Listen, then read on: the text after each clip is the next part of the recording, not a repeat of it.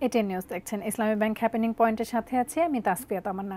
আজ আমরা কথা বলবো সারা দেশে ছড়িয়ে পড়েছে ডেঙ্গু এই বিষয় নিয়ে। প্রতি বছরই ডেঙ্গু আসলে আমাদের দেশে একটি আতঙ্কের নাম। এই বিষয়টি নিয়ে আজকে আমরা কথা বলবো। আমাদের সাথে কথা বলার জন্য উপস্থিত রয়েছেন অধ্যাপক ডক্টর কবিরুল বাশার, কীটতত্ত্ববিদ এবং গবেষক, জাহাঙ্গীরনগর বিশ্ববিদ্যালয়।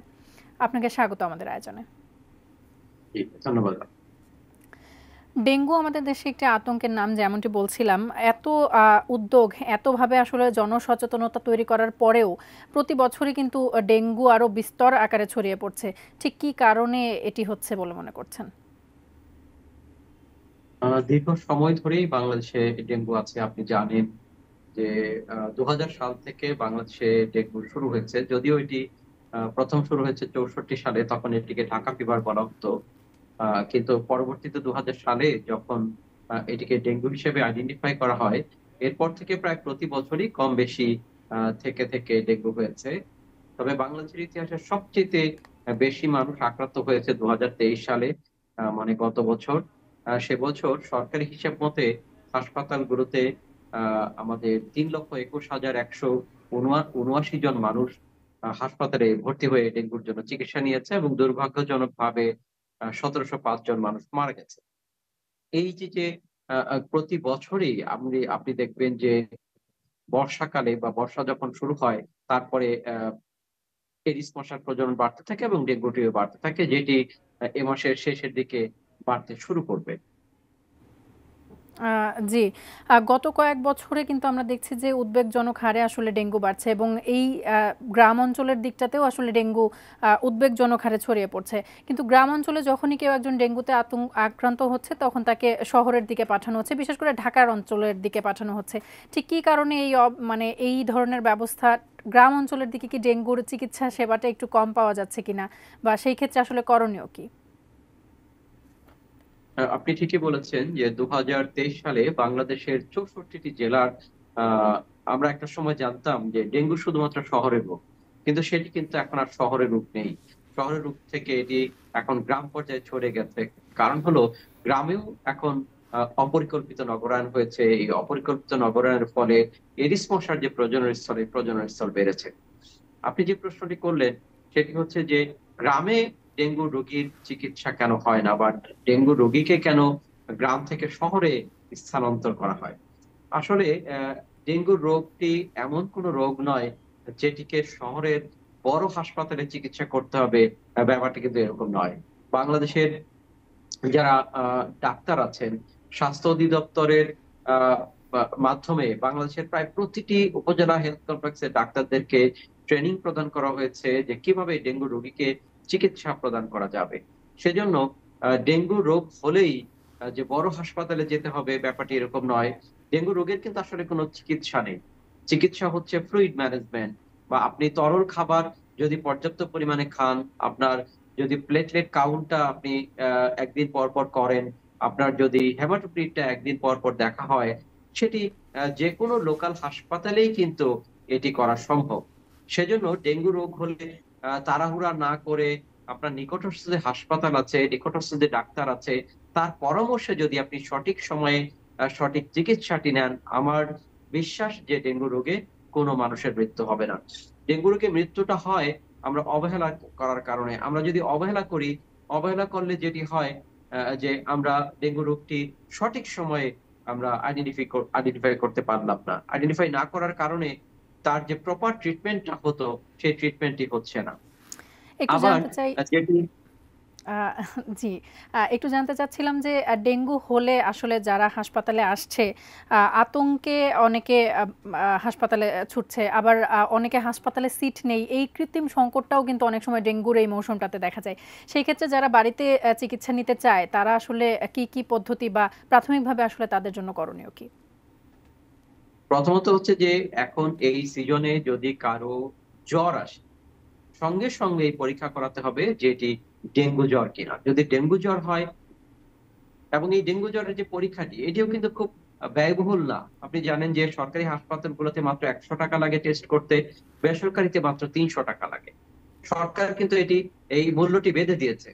এখন এই সময়ে আপনি যে আগে পরীক্ষা করে নিশ্চিত হবেন যে আপনার ডেঙ্গু হয়েছে কিনা। যদি ডেঙ্গু হয়, আপনার নিকটস্থ যে হাসপাতাল, সরকারি হাসপাতাল হোক অথবা বেসরকারি হাসপাতাল হোক, যে কোনো একজন ডাক্তারের পরামর্শে আপনি বাসায় থেকেও চিকিৎসা নিতে পারেন, আপনি হাসপাতালে ভর্তি হয়েও চিকিৎসা নিতে পারেন। ডেঙ্গু আপনি বাসায় থেকেও যদি একজন ডাক্তারের পরামর্শে থাকেন, তাহলে এটিতে কিন্তু মৃত্যু ঝুঁকি আমি বলব যে নেই। কারণ একজন ডাক্তার আপনাকে নিয়মিতই আপনার পরীক্ষা-নিরীক্ষা করবে। আপনার যদি খারাপের দিকে যায়, প্লেটলেট কাউন্ট বলেন, আপনার সিবিসি টেস্টটি যদি ২ দিন পর, পর বা ১ দিন পর, পর করা হয়, সেটি একজন ডাক্তারের পরামর্শ অনুযায়ী যদি আপনি থাকেন, তাহলে মৃত্যু ঝুঁকিটা আমি নেই বললেই চলবে। তো অনেক বড় হাসপাতালে দৌড়াদৌড়ি করার দরকার নাই। আপনার স্থানীয় যে উপজেলা হেলথ কমপ্লেক্স আছে, সেই হেলথ কমপ্লেক্সে চিকিৎসা নিলেও সেটি সম্ভব। কিন্তু ডেঙ্গু রোগী বা ডেঙ্গুকে আপনাকে নিশ্চিত হতে হবে যে আপনার ডেঙ্গু। ডেঙ্গু রোগ হলে আপনি যদি অ্যান্টিবায়োটিক খান জ্বর সারানোর জন্য, ক্ষতিকর হবে। যেকোনো জ্বর। অন্য জ্বরের ক্ষেত্রে হয়তো ডাক্তাররা অ্যান্টিবায়োটিক ব্যবহার করে। কিন্তু ডেঙ্গু জ্বরের ক্ষেত্রে অ্যান্টিবায়োটিক ব্যবহার করা যায় না। অনেকে করে কি, যে গ্রামের কোনো একটা মানুষ হয়তো লোকাল ডাক্তারের কাছে যায়, গ্রামে যারা ঔষধ বিক্রি করে তাদের কাছে যায়, গিয়ে হয়তো অ্যান্টিবায়োটিক খেয়ে ফেলে জ্বরের জন্য। সেটা ক্ষতিকর হয়ে যায়। সেজন্য আমি বলছি যে একজন আ আ এমবিবিএস ডক্টর যারা আপনাদের এলাকাতে আছে, যারা প্র্যাকটিস করেন বা হাসপাতালে আছেন, তাদের পরামর্শে আপনি যদি ডেঙ্গু রোগের চিকিৎসা নেন, তাহলে ডেঙ্গু রোগে মৃত্যু ঝুঁকি থাকবে নাই বলা যায়। এই বিষয়গুলো নিয়ে আরও কথা বলবো একটা ছোট্ট বিরতি থেকে ফিরে আসবার পর। দর্শক, ইসলামী ব্যাংক হ্যাপেনিং পয়েন্টে নিচ্ছে একটি বিরতি, আমাদের সাথেই থাকুন।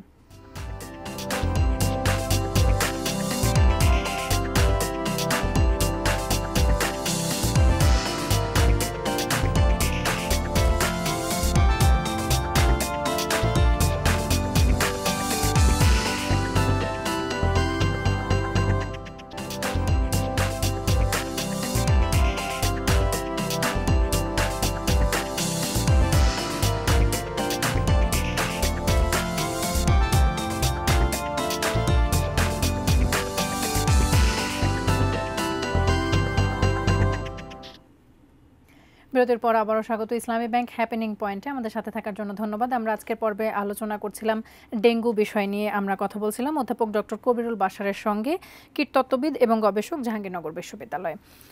আমরা বিরতিতে যাবার পূর্বে ডেঙ্গু বিষয়ে নানা ধরন নিয়ে কথা বলছিলাম। একটু জানতে চাই যে ডেঙ্গু তো আসলে তার নানান ধরন পরিবর্তন করছে, নানান ভ্যারিয়েন্ট এর নাম আমরা শুনছি। সেই ক্ষেত্রে কোন ধরনের ডেঙ্গু বা নতুন কোন ভ্যারিয়েন্টটা আসলে ভয়ের কারণ? ধন্যবাদ আপনাকে। আপনি জানেন বা সবাই জানে ডেঙ্গুর যে ৪ টি ভাইরাস, ডেন 1, 2, 3 এবং 4। এই ৪ টি ভাইরাস আমাদের দেশে বিভিন্ন সময়ে সার্কুলেট হয়েছে। এবং এখানে আ ধরেন 1, 3 এগুলো হয়তো বেশি আ আ শক্তিশালী বা আমাদের মর্টালিটিটা বেশি হয় বা সিভিয়ারিটি বেশি হয়। কিন্তু একটি জিনিস আমরা বলতে পারি বা আমরা বলতে চাই যে আমরা তো জানি না আসলে যে কোন ভেরিয়েন্ট দিয়ে আমরা আক্রান্ত হয়েছি। কারণ ডেঙ্গুর যে টেস্টটি হয় বা পরীক্ষাটি হয়, সেখানে কিন্তু বলা থাকে না যে ডেঙ্গু কোনটি হয়েছে। 1 হয়েছে না 2 হয়েছে না 3 বা 4। আবার প্রতিটি ডেঙ্গুর যে সেরোটাইপ, ডেঙ্গু ভাইরাসের সেরোটাইপ, প্রত্যেকটি সেরোটাইপের জন্য চিকিৎসা ব্যবস্থা কিন্তু একই। এবং টেস্ট রিপোর্টেও বলা হয় না কোন ভেরিয়েন্ট দিয়ে আমরা আক্রান্ত হয়েছি। সেজন্য এইটি নিয়ে আমাদের আসলে খুব বেশি ভাববার দরকার নাই। আমরা যারা সাধারণ নাগরিক আছি, কোন ভেরিয়েন্ট দিয়ে বা কোন সেরোটাইপ দিয়ে আমি আক্রান্ত হয়েছি সেটি আমার জন্য খুব বেশি গুরুত্বপূর্ণ বিষয় নয়। বা ডাক্তারদের জন্য খুব বেশি গুরুত্বপূর্ণ নয়। কারণ যে হাসপাতালে যে পরীক্ষাটি করে, সে পরীক্ষাটিতে বলা থাকে না যে আসলে কোন সেরোটাইপ দিয়ে সে আক্রান্ত হয়েছে।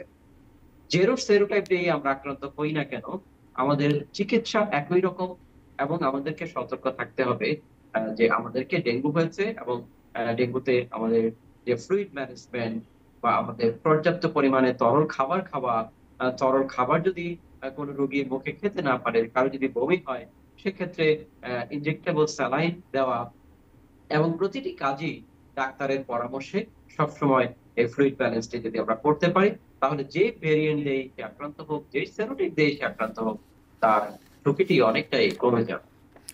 গত বছরগুলোর তুলনায় গ্রাম অঞ্চলের দিকে এবার প্রায় 12%-রও বেশি আক্রান্ত রোগীর সংখ্যা দেখা দিয়েছে।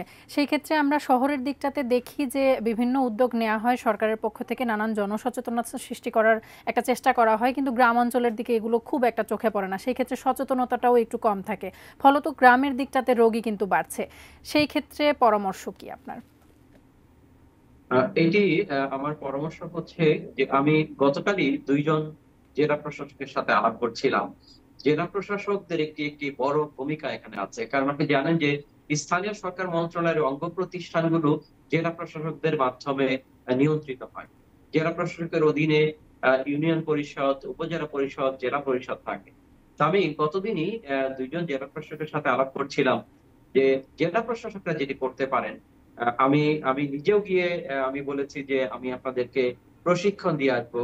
প্রত্যেকটি ইউনিয়ন পরিষদের চেয়ারম্যান, আমাদের ইউএনও যারা আছেন, যারা ম্যাজিস্ট্রেট আছেন, সকলকে যদি আমরা একটি হ্যান্ডস অন ট্রেনিং দিতে পারি যে কিভাবে ডেঙ্গুকে নিয়ন্ত্রণ করা যায়, কিভাবে এডিস মশাকে নিয়ন্ত্রণ করা যায় এবং ডেঙ্গু থেকে নিজেকে মুক্ত রাখা যায়, তাহলে আমাদের ইউনিয়ন পরিষদের চেয়ারম্যানরা গিয়ে আবার ইউনিয়ন পরিষদের যারা মেম্বার আছেন তাদেরকে যদি এই প্রশিক্ষণটি প্রদান করেন, তাহলে হবে কি স্থানীয় সরকার মন্ত্রণের যে অঙ্গ প্রতিষ্ঠান একদম মাঠ পর্যায়ে, ইউনিয়ন পর্যায়ে, ওয়ার্ড পর্যায়ে পর্যন্ত কিন্তু এই জ্ঞানটি চলে যেতে পারে। এবং এই তাদের জ্ঞান অনুযায়ী তারা যদি এডিস মশা নিয়ন্ত্রণ ব্যবস্থাটা নিজেদের আয়ত্তের মধ্যে থেকে তারা করতে পারেন, তাহলে গ্রামে আমরা একযোগেই এই কাজটি করা সম্ভব। আসলে আমাদের ইউনিয়ন পরিষদকে আমরা যত বেশি শক্তিশালী করতে পারবো, ইউনিয়ন পরিষদের যারা জনবল আছে তাদেরকে যত বেশি এই বিষয়ে আমরা জ্ঞান দিতে পারবো, তত বেশি এটি গ্রাম পর্যায়ে সফল হবে। গত কয়েক বছর আগ পর্যন্ত মানুষের ধারণা ছিল ডেঙ্গু মশা দিনে কামড়ায়। কিছু গবেষণাতে উঠে এসেছে যে ডেঙ্গু মশা রাতেও কামড়ায়। সেই ক্ষেত্রে এখন নতুন মশার আরও যে বৈশিষ্ট্যগুলো আবিষ্কার করা হয়েছে যে ডেঙ্গু মশা আসলে রাতেও কামড়ায়, সেক্ষেত্রে অনেকেই রাতের বেলা আসলে সচেতন থাকার প্রয়োজনটা বোধ করেন না। সেই ক্ষেত্রে কি বলবেন? আমাদের এই ৩ বছর ধরে আমরা একটি কাজ করেছি ঢাকার বিভিন্ন স্থানে, এবং আমরা সেটিকে প্রমাণ করেছি যে আমাদের যে ধারণাটা ছিল যে এডিস মশা শুধুমাত্র দিনে কামড়ায়, ব্যাপারটি আসলে সত্য নয়। আমাদের এই গবেষণাটি বাংলাদেশ জার্নাল অফ জুলজির কনফারেন্সেও এটি পাবলিশ হয়েছে, এবং আমরা বিশ্বের বিভিন্ন জার্নালে এটিকে দিচ্ছি। এবং এটি আমরা সারা পৃথিবীতে একটি ধারণা ছিল যে এডিস মশা দিনে কামড়ায়, কিন্তু ব্যাপারটি সত্য নয়। এডিস মশা রাতেও কামড়ায়, এবং রাতে বা দিনে যে কোনো সময়ই আমাদেরকে সতর্ক থাকতে হবে।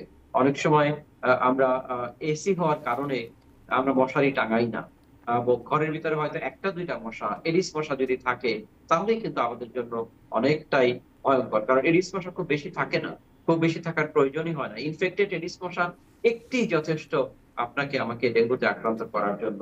সেজন্য যাদের মশারি টাঙানোর অভ্যাস নেই বা মশারি টাঙানোর অভ্যাসটা কম, অথবা মশারি টাঙানোর নিয়ে আলসেমি আপনারা অনেকেই করেন, আমি অনুরোধ করব যে সামনে যেহেতু ডেঙ্গু মৌসুম আসছে, মশারি টাঙানোর ব্যাপারে আপনারা একদমই অবহেলা করবেন না। দিনে বা রাতে যখনই আপনি ঘুমান বা আপনার বাচ্চাটি, আদরের সন্তানটি ঘুমাচ্ছে, আপনি অবশ্যই তাকে মশারি নিতে দিবেন। একটি দুইটি মশাও যদি কামড় দেয় সেটিতেও ডেঙ্গু হয়ে যেতে পারে। সেই সতর্কতাটা এই মুহূর্তে খুব জরুরি। এই বর্ষার সময়টাতে ডেঙ্গুর প্রকোপ একটু বেশি দেখা যায়।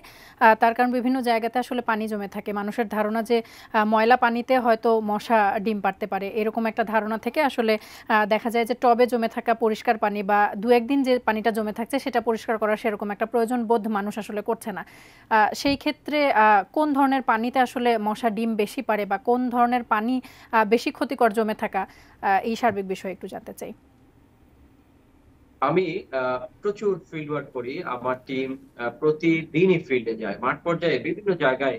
আমরা গবেষণা করে দেখেছি বা আমরা দেখেছি যে এডিস মশা তার পরিবর্তিত পরিস্থিতিতে যে কোনো জায়গায় ডিম পাড়তে পারে, যেখানেই পানি জমা থাকে সেখানেই ডিম পাড়তে পারে। একটা সময় ধারণা ছিল এডিস মশা শুধুমাত্র পরিষ্কার পানিতে জন্মায় বা পরিষ্কার পানিতে ডিম পাড়ে, এই ব্যাপারটিও সত্য নয়। আমি ধানমন্ডিতে আমি কাজ করে দেখেছি, আমি বারিধারায় কাজ করে দেখেছি, বিভিন্ন জায়গায় ঢাকা শহরের সব পয়েন্টে কাজ করতে দেখেছি, এবং আমরা ঢাকা শহরের ড্রেনেও আমরা এডিস মশা পেয়েছি। আমরা ছোট্ট পিটের মধ্যেও, ঘরের ভিতরে বেসমেন্টে জমা যে পিটের মধ্যে আমরা এডিস মশা পেয়েছি। সেজন্য একটি মানে একদম সাধারণ কথা যদি আমি বলি, আপনার বাড়ি বা বাড়ির আঙিনায় যে কোনো জায়গাতে যদি পানি জমা থাকে, সেটা ড্রেন হোক, সেটা ছোট পাত্র হোক, সেটা আপনার সয়েলের পিট হোক, সব জায়গায় এই এই আপনার নিয়ন্ত্রণ ব্যবস্থাটি করতে হবে। সেই পানিটিকে চলমান করে দিতে হবে। যদি কোনো পানি চলমান থাকে, চলমান পানিতে মশার ডিম পারে না, চলমান করে দিতে হবে, অথবা সেই পানিটিকে ঢেকে দিতে হবে, কাভার দিয়ে দিতে হবে, যেন মশা সেখানে গিয়ে সেখানে ডিম পাড়তে না পারে। তাহলে সেটা নোংরা পানি হোক, পরিষ্কার পানি হোক, আমাদেরকে যেকোনো পানির ব্যাপারে সতর্ক থাকতে হবে। আমাদের বাড়ি বা বাড়ির আঙ্গিনায় যদি কোনো পানিতে আমরা ছোট্ট ছোট্ট পোকামাকড় আমরা নড়াচড়া করতে দেখি, তাহলে আমরা ভাববো যে সেটি মশা। সেই মশার এডিস মশা হতে পারে, সেই মশা কিউরেক্স মশা হতে পারে, অথবা অন্য মানুষ মশাই হতে পারে। যেকোনো মশাই হোক, যেহেতু আমরা চিনি না, আপনাদেরকে চেনার জন্য বলছি যে এডিস মশার গায়ে এবং পায়ে সাদা কালো ডোরা কাটা দাগ থাকে। যদি আপনার বাড়ির বা আপনার ঘরে আপনি পায়ে এবং গায়ে সাদা কালো ডোরা কাটা কোনো দাগ যুক্ত কোনো মশা দেখেন, তাহলে আপনি ভাববেন সেটি এডিস মশা। এবং যদি এরকম এডিস মশা আপনার বাড়িতে থাকে, তাহলে আপনি এটি নিশ্চিত হবেন আপনার বাড়ি বা আপনার প্রতিবেশীর বাড়িতে এই এডিস মশাটি জন্মাচ্ছে। কারণ এডিস মশা 200 মিটারের বেশি উড়ে যায় না। এডিস মশা আপনার ঘরে থাকা মানে আপনার ঘর, আপনার বাড়ি, অথবা আপনার প্রতিবেশীর বাড়িতেই এডিস মশাটি জন্মাচ্ছে। এবং এই এডিস মশাটি নিয়ন্ত্রণে আপনার বাড়িটিকে ঘুরে দেখতে হবে, আপনার প্রতিবেশীকে সঙ্গে নিয়ে আপনার প্রতিবেশীর বাড়িটিকে ঘুরে দেখতে হবে যে কোথায় এই এডিস মশাটির প্রজনন হচ্ছে। এবং আমরা যদি প্রজনন স্থলটিকে ধ্বংস করতে পারি, তাহলে সহজেই এই মশাটিকে আমরা নিয়ন্ত্রণ করতে পারবো। আমরা যেন সিটি কর্পোরেশন বা সরকারের আশায় বসে না থাকি, কারণ সরকারের বা সিটি কর্পোরেশনের আশায় বসে থেকে আমার বাড়িতে একজন সদস্য ডেঙ্গুতে আক্রান্ত হলে ক্ষতিটা আমারই হবে। সেজন্য ডেঙ্গু অনুষ্ঠানের নিয়ন্ত্রণে আহ, আমারও সম্পৃক্ত হতে হবে। অনুষ্ঠানের একেবারে শেষ পর্যায়ে চলে এসেছি। একটু ছোট্ট করে জানতে চাই, ডেঙ্গু নিয়ে আসলে মৃত্যু ঝুঁকি নিয়ে জনমনে একটা আতঙ্ক রয়েছে এখনো। ডেঙ্গুতে মৃত্যুর খবরাখবর গণমাধ্যমেও পাওয়া যায়, সেই ক্ষেত্রে মানুষের মনে একটা আতঙ্ক রয়েছে। সেই ক্ষেত্রে যে রোগী আক্রান্ত হয়েছে, জনবল তার মনোবল একটা অনেক বড় বিষয় রোগীর ক্ষেত্রে, সুস্থ হওয়ার ক্ষেত্রে। সেই ক্ষেত্রে যে রোগী আক্রান্ত হয়েছে তার জন্য পরামর্শ কি থাকবে? ডেঙ্গু রোগীর ক্ষেত্রে পরামর্শ হচ্ছে, আপনি নিজের শরীর সম্পর্কে আপনি জানেন। আপনার শরীর কতটা ভালো আছে সেটা আপনি বোঝার চেষ্টা করবেন। আপনার প্রস্রাবটি ঠিক আছে কিনা। আপনি প্রচুর পরিমাণে তরল খাবার খেতে থাকেন, প্রতি আধা ঘন্টায় আপনি তরল খাবার খান। আপনার প্রস্রাবটি, আপনি যে পরিমাণ তরল খাবার খাচ্ছেন, প্রস্রাব সঠিকভাবে হচ্ছে কিনা, আপনার প্রস্রাবটির রং ঠিক আছে কিনা। যদি আপনার প্রস্রাবটির রং ঠিক থাকে, তাহলে আপনি বুঝে নেবেন যে আপনি ভালো আছেন। আপনার শরীরে আপনি যখন ওয়াশরুমে যাবেন, বাথরুমে যাবেন, আপনি একটু কিছু ধরে যাবেন, কারণ অনেক সময় ডেঙ্গু রোগী ওয়াশরুমে পড়ে যায়। আপনার মাথা ঘুরছে কিনা, আপনি পড়ে যাচ্ছেন কিনা, এই সমস্ত বিষয়গুলি আপনি সবসময় ডাক্তারের সঙ্গে আলাপ করবেন যে আপনার শরীরের এই কন্ডিশন, আপনার প্রস্রাবের এই অবস্থা, আপনার যে টয়লেটটি হচ্ছে সেখান দিয়ে কোনো রক্ত যাচ্ছে কিনা, সেটি আপনি ডাক্তারকে জানান। আপনার শরীরের সম্পর্কে আপনি যদি আপনার ডাক্তারকে জানান, তাহলে ডাক্তার সেই অনুযায়ী ব্যবস্থা নিবে যে কি আপনার ট্রিটমেন্টটি করা লাগবে। আরও একটা প্রশ্ন একটু, যে রোগী আক্রান্ত হয়েছে তার খুব দ্রুত প্লাটিলেট ওঠানামা করে, সেই ক্ষেত্রে প্লাটিলেট একটা আহ, আহ, ঠিক জায়গাতে ধরে রাখার জন্য বা প্লাটিলেট বাড়ানোর জন্য আসলে রোগী কোন ধরনের খাবারগুলো খাবে বা কোন ধরনের ফলমূলগুলো সেই সময়টাতে খাবে? প্লেটলেট সাধারণভাবেই ডেঙ্গু রোগটি যখন ভালো হয়ে যায় বাড়তে শুরু করবে। সেজন্য প্লেটলেট নিয়ে অনেক বেশি চিন্তা করার কিছু নেই। আপনি প্রচুর পরিমাণে তরল খাবার খান, যে কোনো ধরনের ফল, ফলের রস করে খান। পেঁপে প্লেটলেট বাড়াতে সহায়তা করে। আপনি পেঁপে খেতে পারেন। আমাদের বাংলাদেশে যে ফলগুলো, মৌসুমী ফলগুলো আছে, সেই ফলের রস করে প্রচুর পরিমাণে তরল খাবার আপনি খান। তরল খাবার খেলে আপনার এমনি এমনি প্লেটলেটটি বাড়া শুরু করবে। প্লেটলেট বাড়ানোর জন্য এমন কোনো ঔষধ নেই যে প্লেটলেট বাড়ানো যায়। তবে একটি কথা, আপনি আপনার শরীরের যে কন্ডিশন, আপনার প্লেটলেট, আপনার সিবিসি রিপোর্ট, এটি 2 দিন পর পর বা 1 দিন পর পর আপনি করাবেন এবং ডাক্তারকে এটি দেখাবেন। ডাক্তার সেটি দেখে আপনাকে পরামর্শ দিবে যে আপনাকে কি করতে হবে। তবে একটি সাধারণ কথা, আপনি প্রচুর পরিমাণে তরল খাবার যদি আপনি খান, তাহলে আপনার ঝুঁকিটা অনেকটাই কমে যাবে। অসংখ্য ধন্যবাদ আমাদেরকে সময় দেওয়ার জন্য। ধন্যবাদ এটিএন নিউজকে। দর্শক, ডেঙ্গু সম্পর্কে নিজে সচেতন হন, অন্যকে সচেতন করুন। আজকে ইসলামী ব্যাংক হ্যাপেনিং পয়েন্টের আলোচনা এ পর্যন্তই। অন্য কোনো দিন আলোচনা হবে অন্য কোনো বিষয় নিয়ে। সে পর্যন্ত সঙ্গেই থাকুন, দেখতে থাকুন এটিএন নিউজ। ধন্যবাদ।